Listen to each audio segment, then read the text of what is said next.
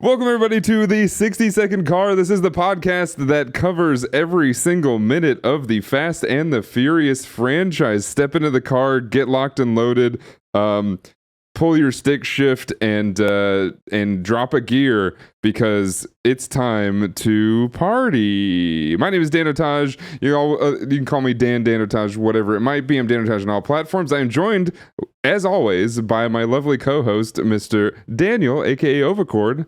Hello. That's on me. I like that I get introduced like I'm the special guest every time. It makes me feel really good about myself. Don't stop doing it. I'm trying to figure out like how the best to do it, because I can always just at a certain point we're gonna do exactly what we did, because I don't know, I might leave this pre-roll in before we actually get started in my intro of the episode, where it's just going to go, and maybe we don't even have an intro anymore because the fans out there are so this is actually one of those things. You and I listen to a lot of podcasts, right? Yes. Mm-hmm. A few, maybe. I know you've appeared on a famous or two podcasts as well. Your work in signage has also appeared on a few very famous podcasts as well. Okay. Yes. I was a little lost, but then I caught up. Yes. So you both of those things. So you were on an episode of Doug Loves Shorts, right? I was, yes, because I was the lone person that brought a name tag to a stand-up show. I think I remember Doug. For those who don't know, Doug Loves Movies is a very, very famous podcast. It's been going on for a very long time. In fact, there have been several podcast ideas that I've come up with and been like, that's just Doug Loves Movies. I need to stop listening to everybody and getting my ideas from there. So he does this movie podcast where he literally just plays games, right? They play movie-based games like trivia style games where they guess the actor based on IMDb listings and stuff like that. Well, he also does stand-up because he's a professional stand-up, and often at the end of his stand-up show, he brings up a guest who has brought a name tag, a big sign that has a pun on it usually. The live audience, by the way, we're streaming this live on Twitch. The live audience will know how much I absolutely just positively love puns. But it's usually a sign, it's usually a pun on it, and I've never been to one of his stand-ups. Maybe you could tell me a little bit more about, like, is this like half of his stand-up set, or is like it's just a few minutes at the end? What actually covers this?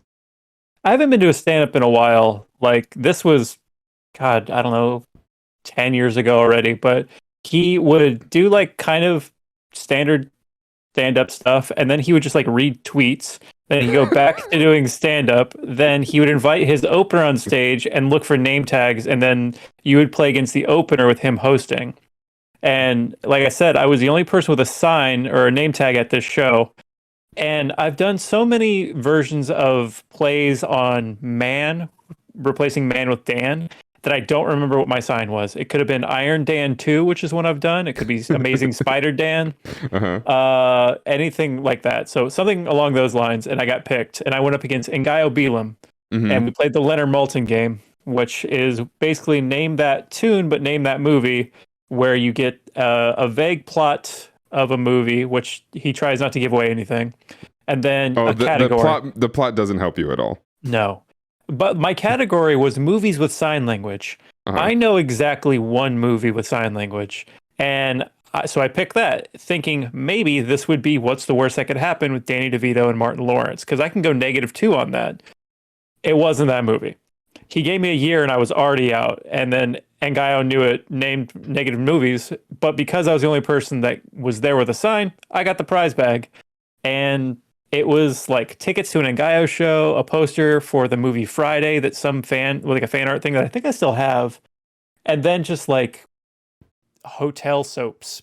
Because, as Doug was leaving, he just scooped things off the counter of the local DoubleTree. Right. Because he also has to put stuff in for the actual show too, right? But no. So that's funny because it's a thing to have bits and things at podcasts that I hope one day we have some of those bits and things.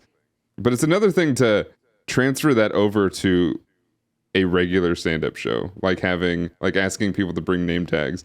And he even talks about it several times. He's like, I tell people to bring name tags. Like, why doesn't anybody do it? I've said it millions of times. It's like, it's probably because they think it's weird, to be honest. It's weird to bring it to the podcast, but it's weirder to bring it to a show where there's also an opener and maybe even two openers, and you're sitting there just holding on to the thing and being like, this is weird for a while, I presume. Yeah, when he called for name tags, like, I was sat in the back and he was like, there really is no one with name tags here. And I was like, oh, I don't want to be the only one with one. And then he saw mine and I was really hoping he wouldn't at that point, because I held it up, then I put it down, and then, man, they just put out the old back catalog of everything, and maybe the minis are up there too, but I would love to hear it again. So I don't know, 2013 Sacramento show, listen to it. It's a disaster. But I think I remember, and I think he had, like, your mic was not set hot enough, and I think you were kind of quiet and stuff like that. And I don't think it sounds like he probably didn't really talk this out with the audio guy, whoever it was at the Actually, show. What happened with that is he just had the second microphone, put it in the middle of the stage, and this one was initially pointed at the crowd, I'm guessing for recording purposes. But I forget where we are with our discussion about what was live and what was recorded and whatnot, but we were talking about our height difference.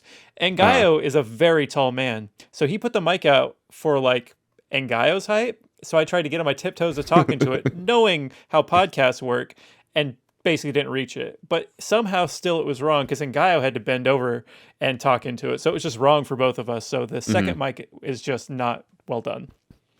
Yeah. And Ngaio is tall. I've hung out with him a few times. He's a good dude. I've been to his 420 shows a few times, and then he does a New Year's Eve show like every year. And obviously local legend. So, but yeah, no, that's always been my favorite thing about podcasts, is having those recurring bits over and over and over again. And it's part of why, like, I'm excited to do this show, because we know it's going to go on long enough. And I think that one of the things that just, I think, naturally happens is something gets repeated, and that whether it's funny or not, it becomes funny when you force it down the audience's throat, maybe. This is feeling very Michael Scott in wanting to be part of an inside joke one day.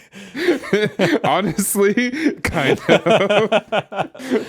One day they'll include me in their inside joke.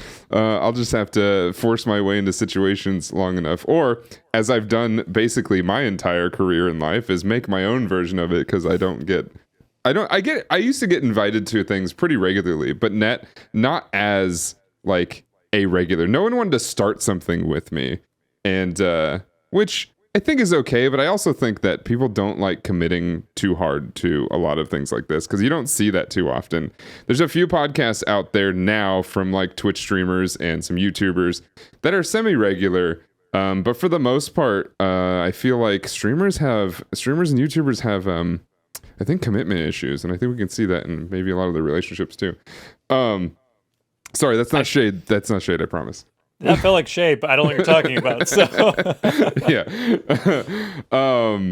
Anyway, today we are talking about kind of the tail end, but I think we're just gonna jump right into where we left off in the last episode, which is the LA skyline that we have in the original Fast and the Furious. Are we in minute 4? Yeah, right?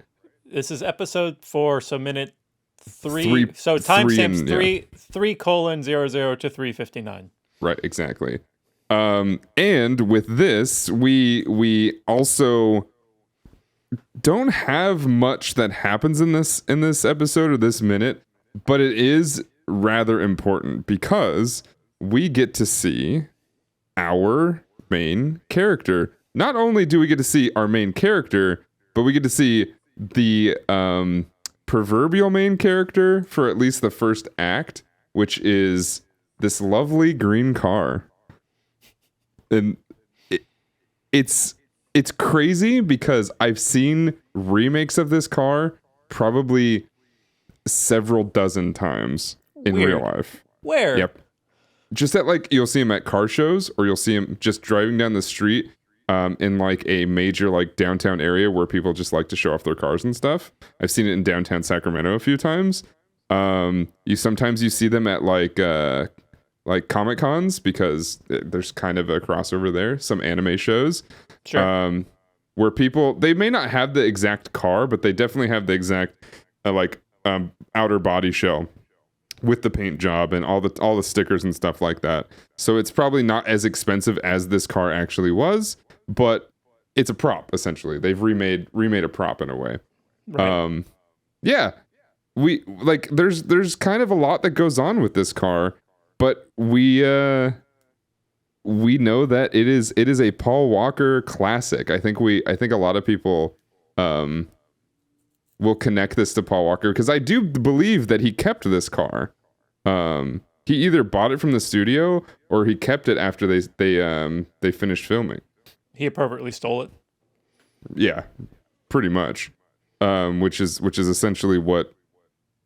So this is like I think in the story of the movie, it's probably a police, like stationed car. Like they either what I forget what the word I'm looking for is beyond me, or it's escaping me, but it's when the police basically confiscate it from probably a drug dealer or somebody who was street racing or boosting cars or whatever it might be.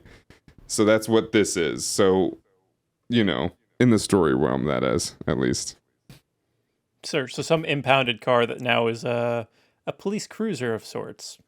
Yeah. Your undercover cruiser type, right? Yeah. Because that's what we know. Well, we don't know him to be at this point. At this exact frame, we don't. All we see is the second most important character in the entire film, Nos. We get a little Nos shout out right there by the tire.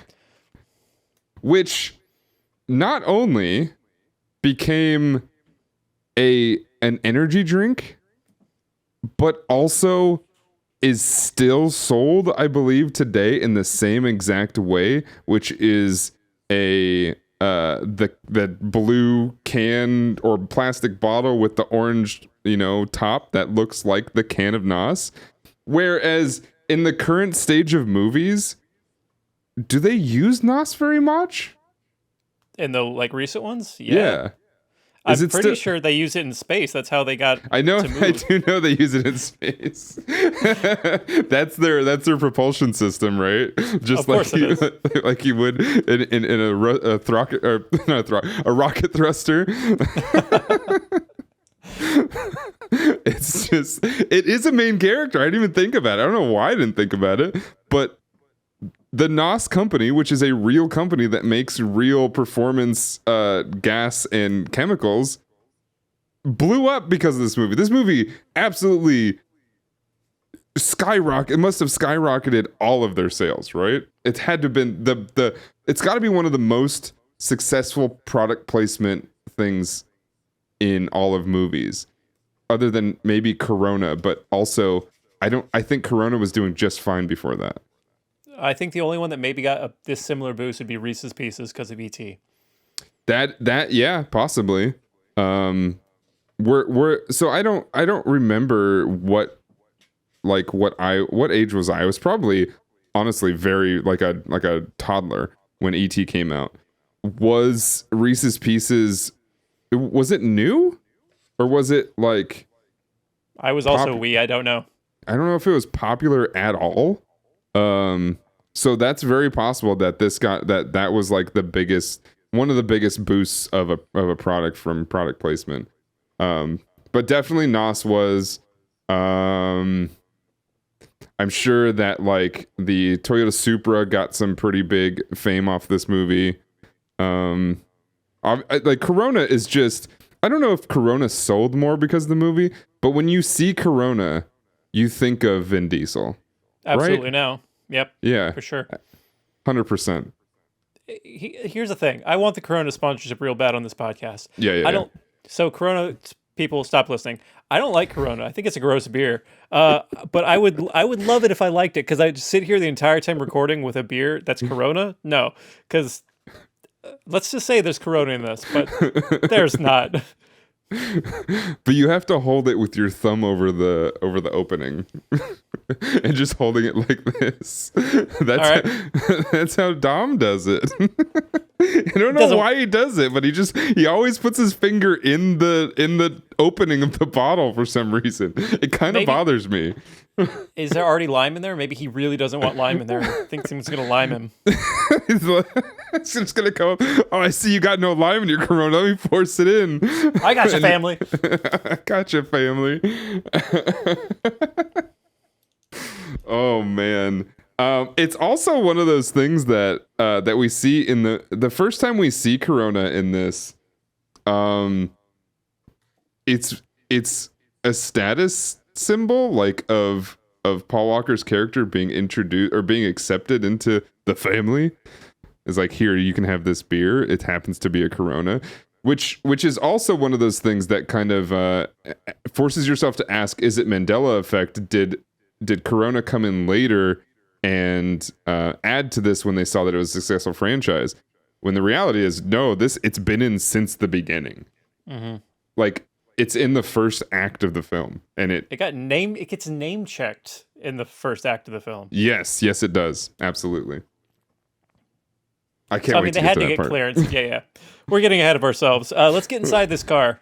Yeah, let's get inside this car. So the next piece we have is our first shot at our main character. Rest in peace, but I think everybody will always remember Paul Walker through the Fast and the Furious, and he died doing Fast and the Furious stuff, which, like, his legend is solid. His legend is solidified forever. Have you heard about his family trying to sue the car about him crashing it going like 90? I did hear about that. Yes, he was going real fast in a fast car, so on paper that's fine, but like it's so tragic because of who he is around these movies, but also he was being fucking dumb. Yeah, absolutely. There's quite a few celebrities who have unfortunately passed due to driving fast in a fast car. And it is quite sad, but yeah, it's one of those things where celebrities will never really, unless they end up being like publicly a garbage human, and even then sometimes not, they usually are like, no, they can't do anything wrong, right? And it's like, we love Paul Walker's great, but he was driving really, really fast around in like a pretty, not a racetrack, so yeah. But Paul Walker, I have random facts about Paul Walker I wrote down, because Please, I want to hear them. If we're gonna be introduced to somebody who's this important to the franchise, you got to do a little digging. What's crazy? He's still alive in the franchise technically right now. So Katie Bear and I were talking about this, like, because as of this recording, we are seeing Fast X tomorrow. Holy shit! I said it out loud. I'm very excited. Really? Yes, we're going tomorrow night, and we're stoked. Dang, you're gonna see it a day and a half before me. I won't say a word. But Katie Bear was just like, hey, I don't have any basis of this. Do you think somebody's going to die in this franchise? What if it's Mia? And I was like, that would be insane, but that would absolutely anchor Brian off camera to just take care of the kids, because, like, the world's ending, yet they still won't call him. Seems crazy to me. But if he's the only caretaker, he's got to stay home, right? That's kind of the crazy thing. You have so many ways, in my opinion, I think you've had so many ways to kind of have him have a tragic ending in the series, or something happen, right? But it feels I can't tell if it's disrespectful or not, and I feel like it's the intention behind it is respectful to keep him alive, but I feel like having his character still be a being that's out there doing something or doing stuff. In fact, I think in the last movie, he does something kind of significant out there. It feels weird. I don't know. It feels like doing something with the dead that you maybe shouldn't be doing. I don't know. But imagine the conversations that the character Brian has with everybody after the last movie. So at the end of the last movie, he rolls up to the picnic or the family dinner or lunch or whatever, I think. Or that's it. So he sits down and they're like, yo, I just went to space. That's crazy. He's like, last summer we took down a submarine. What have you been up to? He's like, dude, it's been so hard. Like, HBO has all the Sesame Street stuff, and I don't really want to get it. But the kids really want to watch it, but it also keeps changing. It's HBO Go, it's HBO Max. Now it's just Max. So like, what the hell does he have to talk about? Have you guys heard the Cocomelon theme? It's in my head constantly. Meanwhile, Dom is still also being a parent and, doing whatever he's doing. But sorry, I digress. Paul Walker the fourth. So there's three other of them. Brian O'Connor. At the time of this film, he's 28 years old. This is his 9th film role overall. Maybe role overall. I forget how I counted this. But we've got In the Can, Pleasantville came out in 98, Varsity Blues, and She's All That, both in 1999. And of course, the classic Tammy and the T-Rex. What's Tammy and the T-Rex? Varsity Blues. Tammy and the T-Rex, of course, a teen, Denise Richards, learns that a scientist, Paul Walker, has implanted her dead boyfriend's brain into an animatronic dinosaur, which, honestly, that's our next thing. After we get through all these, we do minute by minute on Tammy and the T-Rex. He's from Glendale, California. Those are my facts. But his importance to the early days of this franchise, because he is the guy. He's top billing on Wikipedia, not Vin Diesel, who becomes the franchise. He's the only holdover in the next movie, right? Yeah. I'm doubting myself. Now, we need some fact checkers, or maybe you know this. Does he know the entire crew? Has he been in these films with every person of the crew at this moment? No, there's a couple. There's like one new girl that he's never met. Is there anybody else? So does he are you asking if he knows Cypher or something? What are you asking me? Well, so okay, so like the main crew, right? Several of them have been introduced throughout the series. He died or has not been around in the series when some of them were introduced. So I'm back to when he pulls up to the barbecue. Are there several people at that barbecue he's never met before? Maybe. Maybe he's also shocked to see that Han is there. Right. Or does he know Han? Is Han in? Well, story order is 1, 2, 4, 5, 6. He's in 5, 3, right? 7. Yeah. Han is in 5? I think so. Pretty sure. So I know Paul Walker's in 5. But yeah, so like it just, I don't know. Obviously, we shouldn't be nitpicking story details about this series because, well, let's be honest, that's not why anybody watches these movies. But that does feel a little it still feels strange. I still think it's kind of a weird move, and I'm also concerned on how they're going to finish this series off with him, how he's going to end up at the end of the series. It's concerning. We'll talk about, I think in a very near future episode, we'll talk about something else that we heard about with Fast 10 or Fast X.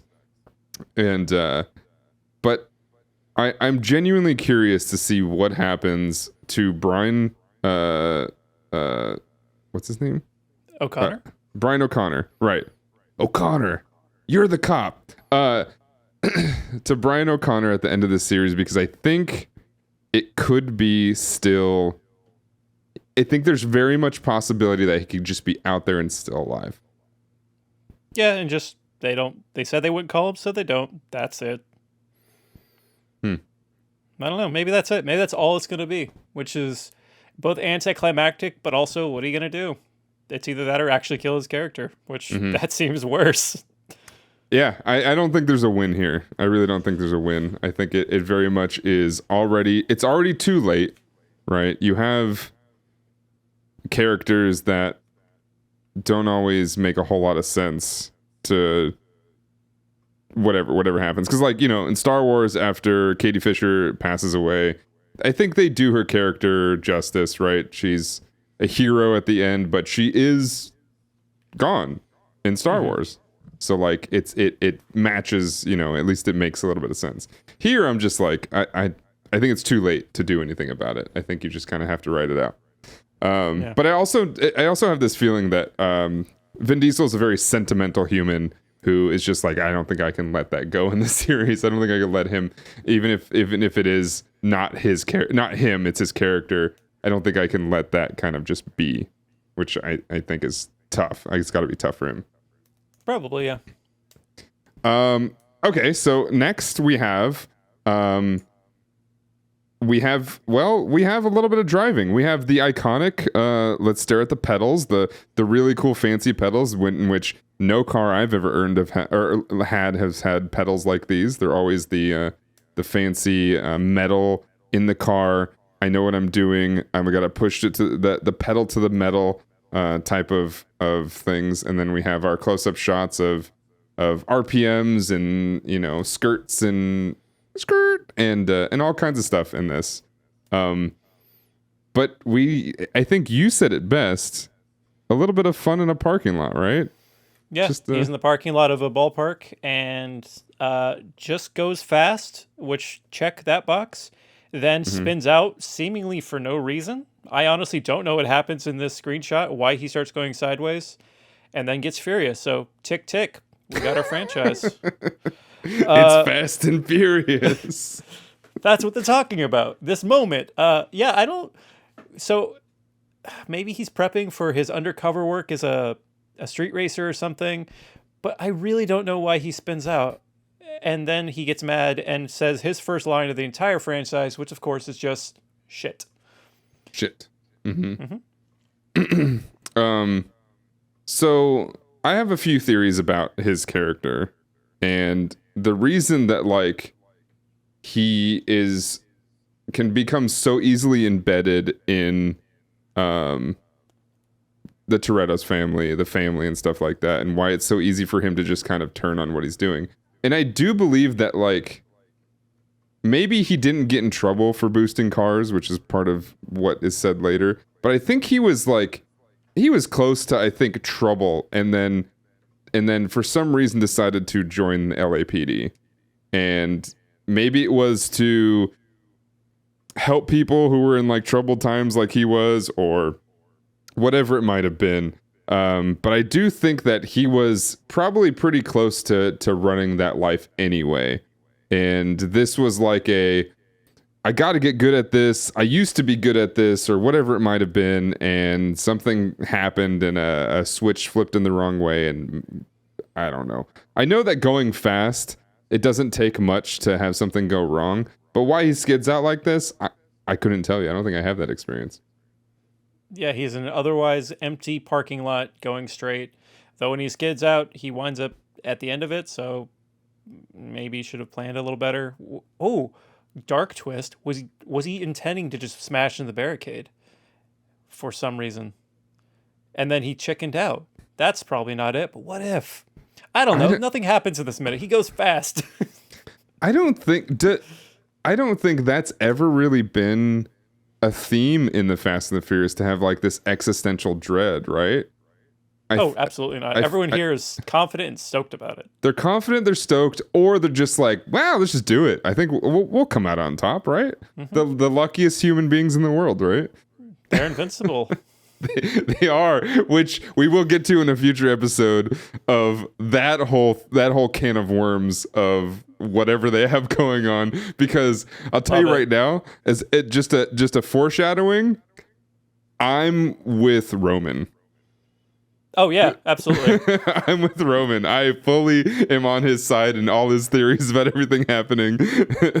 And I think Tej is also on his side, but he's delusional about it. I mean, we'll get there, but like, what if the Fast universe is the island from Lost?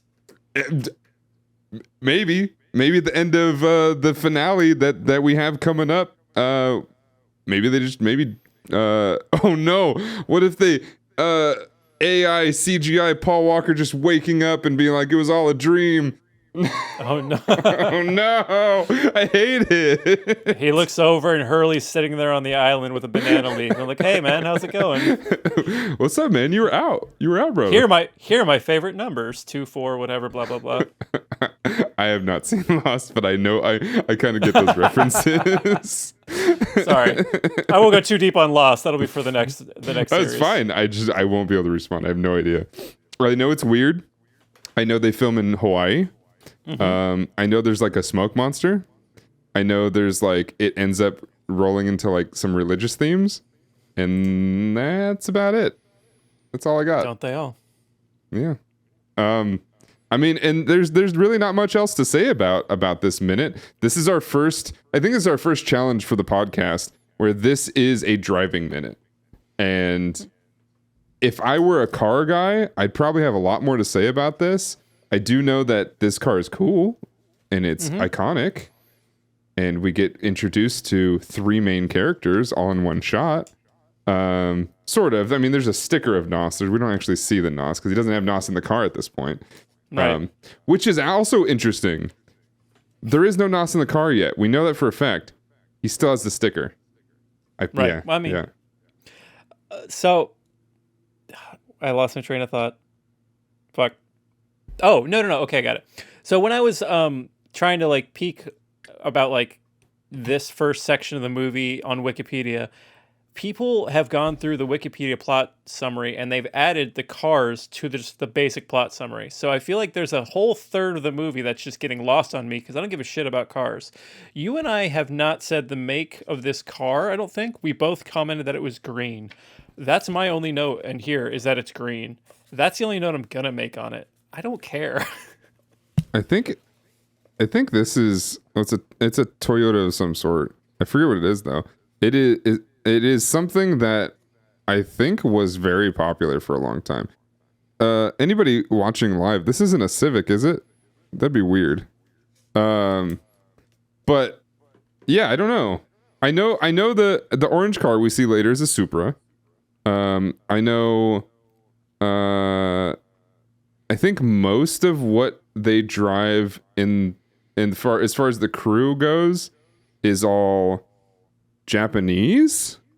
You have the Volkswagen Jetta that the mad scientist drives, and then you have I think a couple Hondas and Toyotas. I got you in the car. We're looking at a Mitsubishi Eclipse. Okay. All right. Cool. That's what I had a feeling that might have been it as well.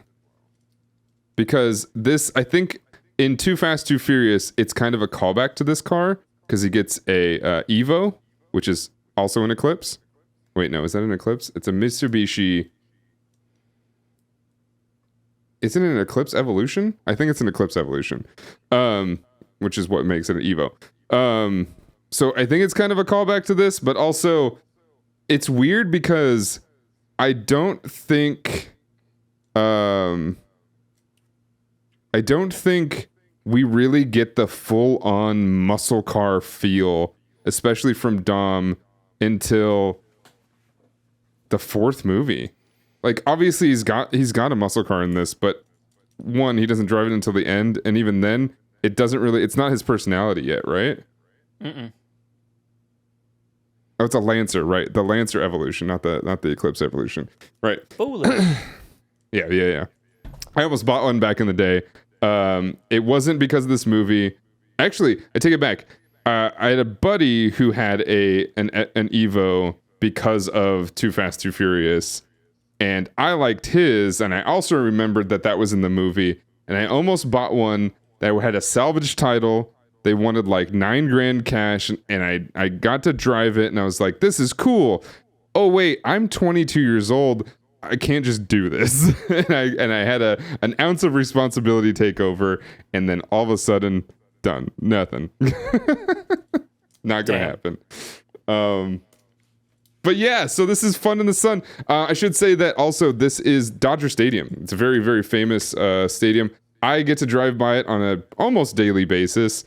And it's cool because it's kind of up on the mountain a little bit, and there's a lot of like nice little quaint roads that are surrounding it, and the reason I drive by it all the time is because I can cut through a lot of the traffic through those, and it's pretty cool. This is a nice little spot of LA that I think is very nice.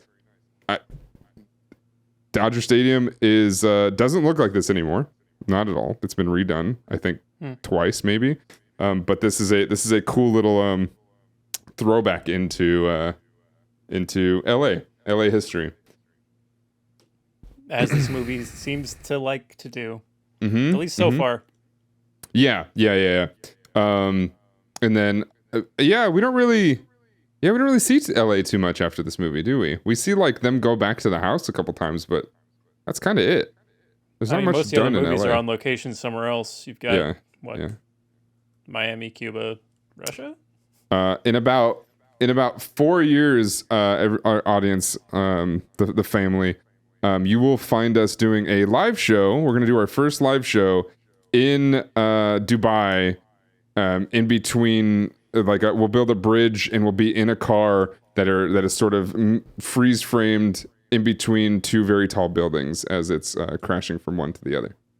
Now you're thinking that sounds expensive, but with the podcast fortune, we'll no doubt definitely have our studio. That'll be our satellite studio set up in Dubai between the buildings. It's gonna be great. You'll love it.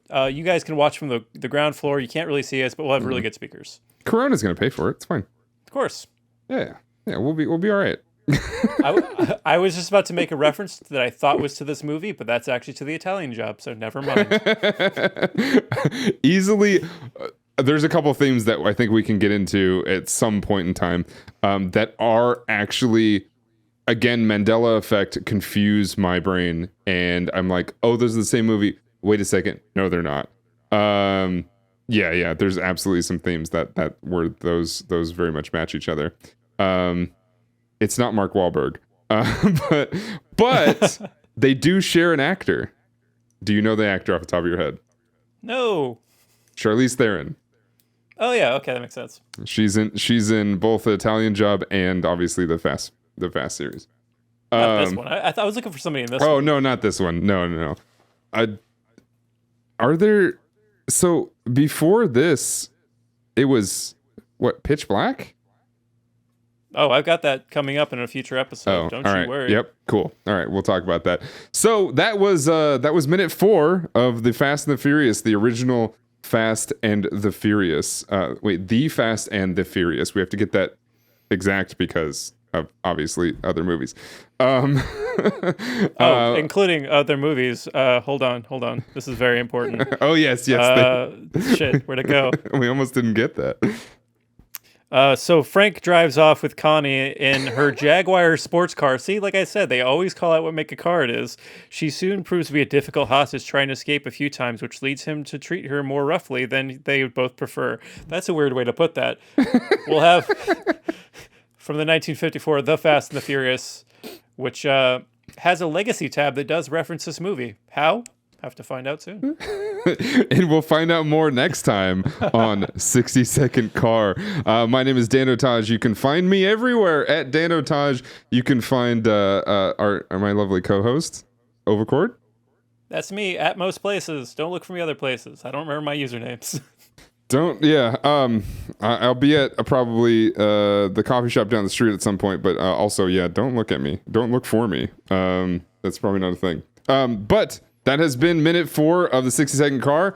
And if you are watching this live, make sure you guys are following. If you're watching this in the video format that is pre-recorded on YouTube, youtube.com/Danotage, make sure you subscribe there. If not, we are slowly but surely getting on every single app and podcast app that exists out there.